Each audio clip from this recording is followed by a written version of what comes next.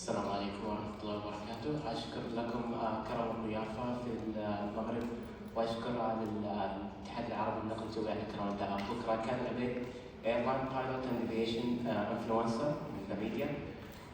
You mentioned وتحدثت عن كثير من التحديات في القطاع supply chain, environmental policies وغيرها. But there is a bigger challenge for Royal Air Morocco in my opinion. We see a big activity in Ethiopia, in the new airports, and recently Egypt has announced the new plan for the Cairo airport, and there is a massive integration between the airline and the airport in Cairo. Exactly how KEF Royal Air Morocco will navigate through these challenges or present itself in the market in Africa? Well, thank you for your question. There are three things if you want to grow an airline. Have planes, airports, and crew. Planes, it's the easiest part. It's orders that you place and you wait until you get them. Airports, we have launched the construction of a new terminal in Casablanca as a hub to move from 14 million passengers to nearly 40 million passengers. That would make it one of the top 3 hubs on the continent. And bear in mind that we have big airports everywhere, Marrakesh, Rabat, but this one will be the hub.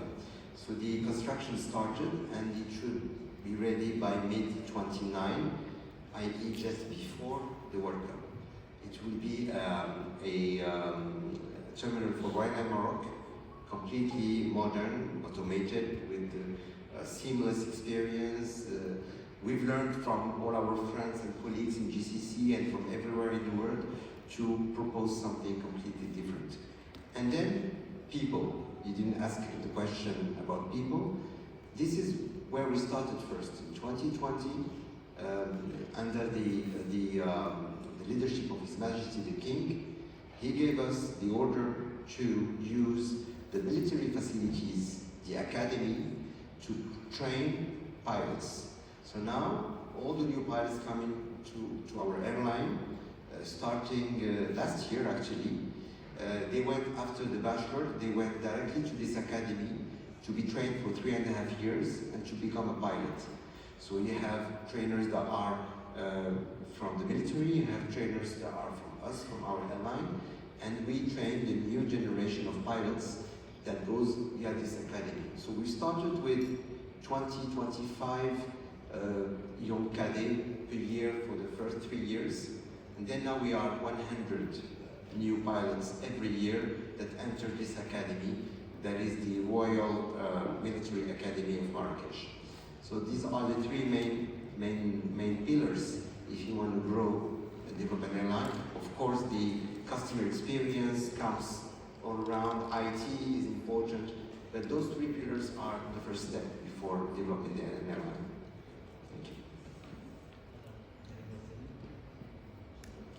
Bonjour, Mademoiselle les Aspirations Éco. Monsieur Abdo, si vous permettez, je reviendrai sur cette question de pilote, parce qu'à ce qui paraît, il y a une vague de recrutement actuellement. Est-ce que, c'est-à-dire que vous allez vous orienter vers des pilotes étrangers pour pouvoir combler ou bien répondre à la demande? J'ai une autre question par rapport au vol interne ou domestique. En fait, quelle est la part de ce volet qui est quand même aussi important dans la stratégie globale de la RAM? Et est-ce qu'un jour peut-on espérer avoir une flotte low cost, si j'ose dire, à l'instar de compagnies comme Air France? Alors, pour les pilotes étrangers, vous savez, nous n'avons pas de tabou. On a été très clair sur ce sujet depuis le premier jour.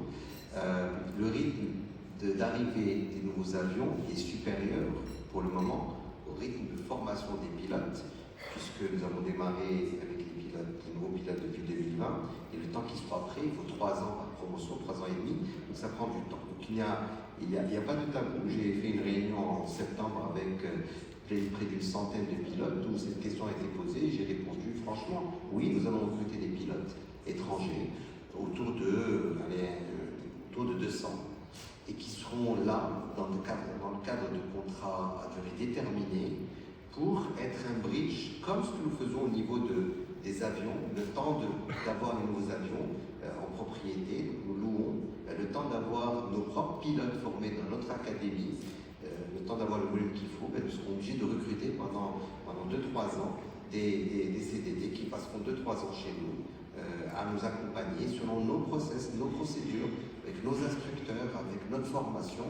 Et je dois dire que c'est un job qui est très demandé chez nous parce qu'ils savent le sérieux de nos process, de notre accompagnement, de notre encadrement. Les pilotes étrangers qui viennent sont heureux d'être chez nous parce qu'ils sont renforcés en termes d'expérience. Et ça, c'est valorisant pour nous, ça nous rassure quant à notre manière de travailler. Les vols domestiques, vous savez, nous avons investi, nous sommes le premier transporteur et de très loin. Nous allons là où personne ne veut aller au niveau domestique.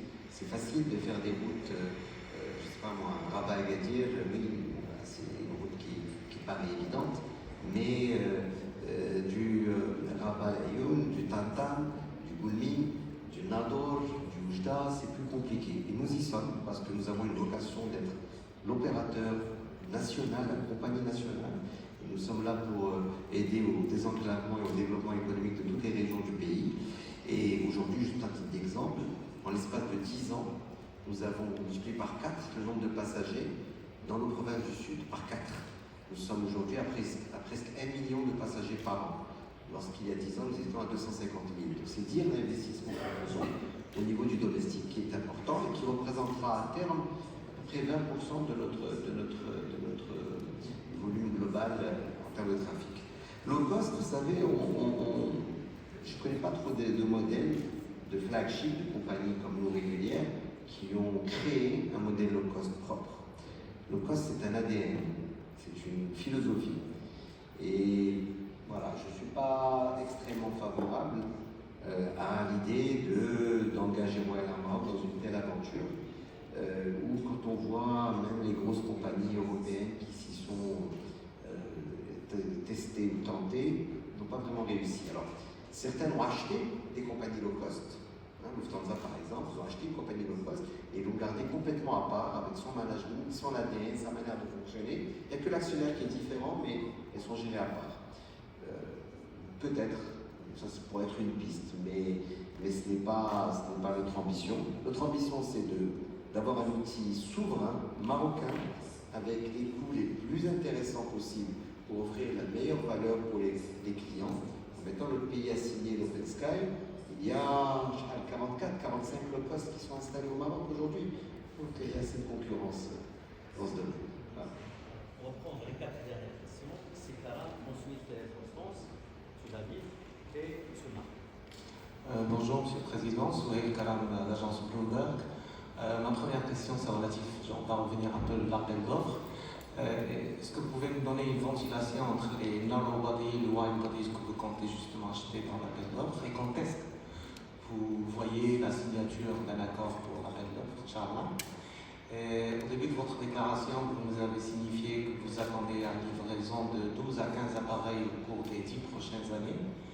Vous avez parlé après de lease, de location, jusqu'à 2028. Est-ce qu'on est amené à comprendre que d'ici 2028, vous allez compter exclusivement sur la location pour 50 appareils au total? Donc une confirmation de votre part, s'il vous plaît. Et ma dernière, c'est par rapport à la réforme en cours du secteur public et des établissements publics, la réforme menée par l'Agence nationale de la gestion des participations de l'État. Quelles opportunités ça ouvre pour Royal Air Maroc pour la diversification des sources de financement, notamment pour le projet d'expansion de votre flotte? Merci beaucoup. Alors, le split narrow body, wide body, on va être autour de 25%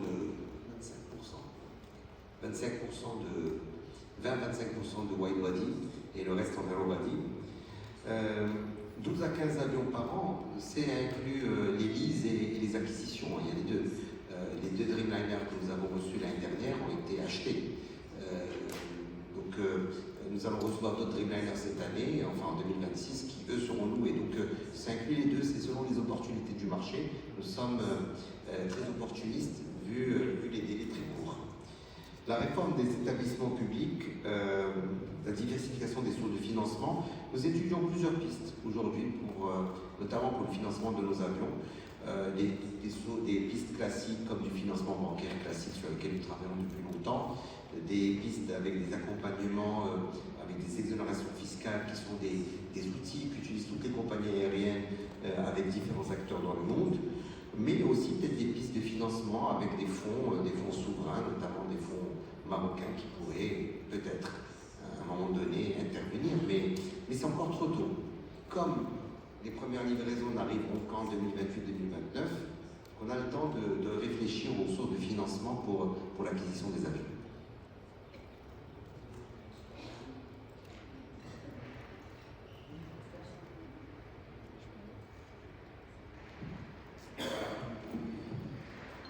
Bonjour, Constance Serre pour le desk.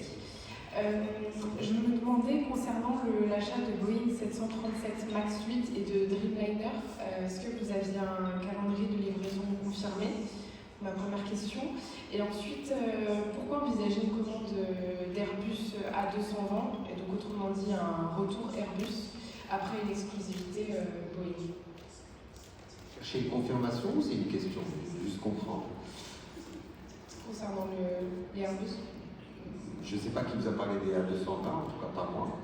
Et des 737, moi non plus, je ne vous ai pas parlé de ça, et des 737 non plus. Aujourd'hui, il y a un appel d'offres qui est en cours, dans lequel il y a 3 constructeurs, Boeing, Airbus et Embraer, qui ont tous des avions. Donc il y a du 737 MAX, il y a du 320, il y a du 321, il y a du 787, il y a du 330, il y a du 350, il y a du 220, il y a de l'Embraer. Donc voilà, les choses sont en train de se clarifier avec le temps et on verra effectivement quels seront les appareils qui feront partie de la flotte de RAM. Alors évidemment, ça sera plus naturel pour nous de continuer sur certains segments que nous maîtrisons, comme le 737 MAX ou le 787. Ça ne veut pas dire que sur la même catégorie d'avion, on ne serait que sur le 737 MAX.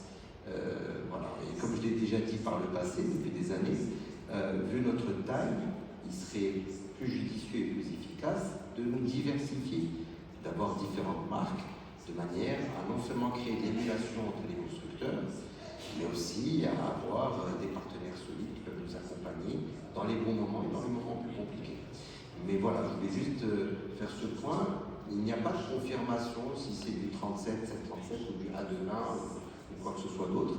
Aujourd'hui, en termes de location, évidemment, tant qu'on n'a pas ouvert, tant qu'on n'a pas finalisé l'appel d'offres, les locations se font avec ce que nous connaissons comme machine, c'est-à-dire du Dreamliner et du 737. Mais une fois que l'appel d'offres sera annoncé, il se pourrait qu'il y ait d'autres références et d'autres marques.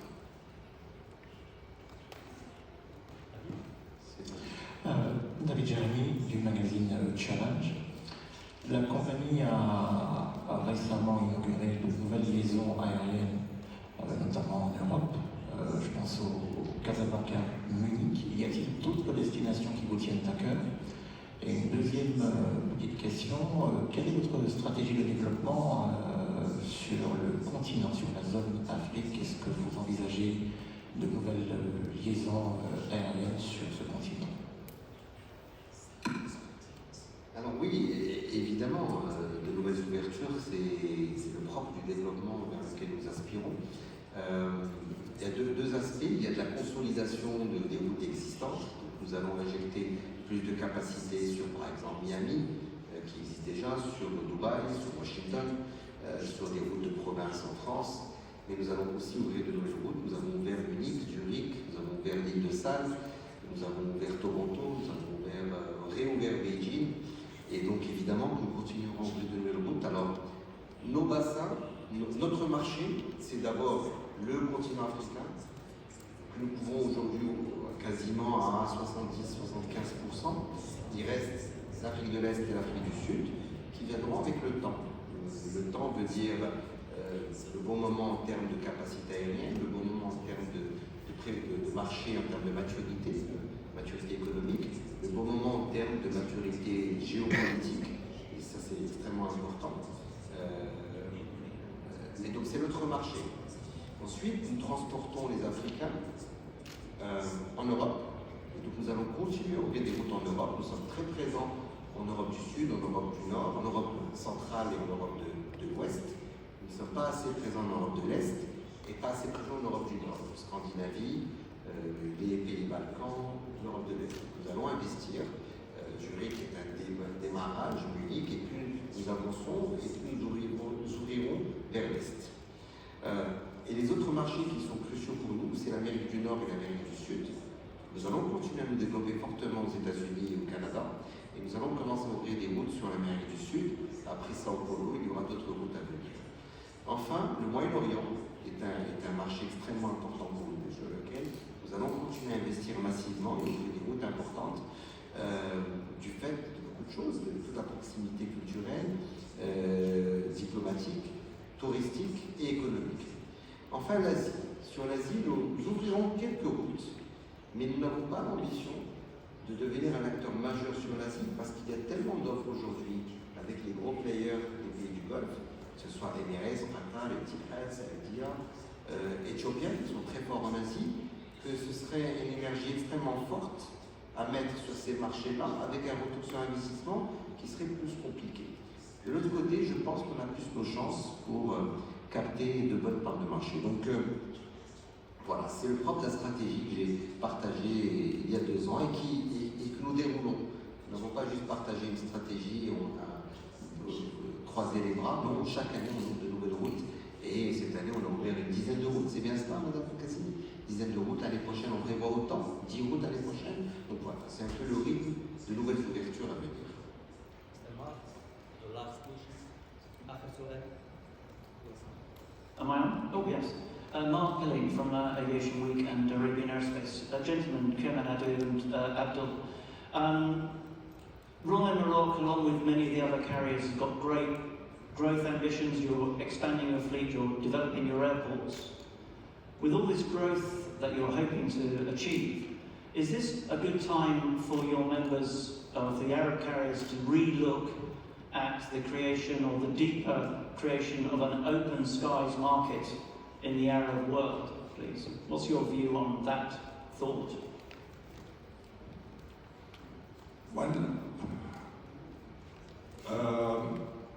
The objective was always for APO, based on the viewpoint of the APO members, that in order to get the maximum potential of the market of this vast region, then a single aviation single aviation market, similar to the EU market, is the right objective. However, this is something that requires a lot of political will, requires a lot of agreements between Arab states and so on. Now, that doesn't mean if we don't target this objective, it doesn't mean that the Arab states are not getting together bilaterally. So irrespective of whether we will end up with a single aviation market, or perhaps maybe an EU-Arab aviation market, because as you know, the EU has signed a number of comprehensive agreements between the EU and Morocco. You have Jordan, you have Qatar, and the list is growing. So even if we don't get into the single aviation market, I think with time the world is moving, with a little bit ups and downs, depending on the politics. The world is moving steadily towards what is a global marketplace for aviation. Indeed, it is a global marketplace. This is not part of our agenda actually to try to lobby for a single aviation market, nor I believe that the Arab airlines have their main concern in having a single aviation market. Now, they are taking advantage beautifully from three main dimensions that they have, or three main attributes they have. Number one, geography. Our geography is exemplary to create the concept of global hubs, global connection, global connectors. This, we see it in Casablanca, we see it in Cairo, we see it in Doha, in Abu Dhabi, in Dubai, and soon we will see it in Riyadh. So, because geography is really something that worth investing in. The second thing that, the second attribute that actually gives the Arab Airlines an edge is the awareness of the governments of the region that development of aviation requires development of infrastructure. Unlike other regions of the world, particularly in Europe, where development of infrastructure is almost at a status quo, in spite of the fact that the number of passengers increased tremendously, our region is actually enjoying a great level of attention by the governments of the region for the development of aviation infrastructure. We see it everywhere in the Arab world. The third attribute is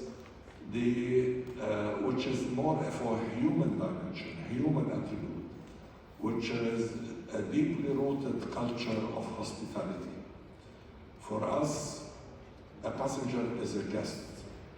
And for us, a guest is somebody to be honored and to be privileged. So, and this is how we treat our passengers. Now, that goes across the board from the moment of departure through our airport, our hubs, through the destination. That is a very compelling value proposition. There is, of course, another dimension, which is in the Arab region, the wealth of attractions. So with these, I think the Arab Airlines have their hands full now with the opportunities that exist across the globe. Well, if opportunity actually becomes bigger in the Arab world, that's great, but if it doesn't, it's a slower one, then we are very busy in trying to make our global footprint even greater. So you don't need open skies outdoors, you've got all these other great things. I'm sorry? You don't need open skies because you've got so many other advantages and the bilaterals and... No, we do need open skies, but open skies is like it's a tool. Open skies is not an end by itself. Open skies is a tool for economic development, for job creation.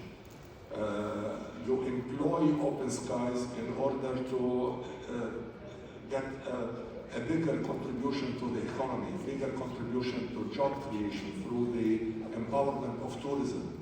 Now, sometimes you apply it through open skies, but then if you don't have the infrastructure, if you don't have the manpower, the human capital, to be able to handle that kind of what are the results of open skies, then you apply it in a different way. You build your base, then you go into open skies. Many Arab countries now bilaterally apply open skies. It's not across the Arab world, which is, again, our target, but it's fine. We will get there someday. But in the meantime, we are not sitting still. We are working on what we have. Merci à tous, thank you all, merci pour votre présence déjà, la couverture que vous avez fait de ces 2 journées et votre accompagnement constant de Royal Air Maroc. En tout cas, moi, ça me touche personnellement.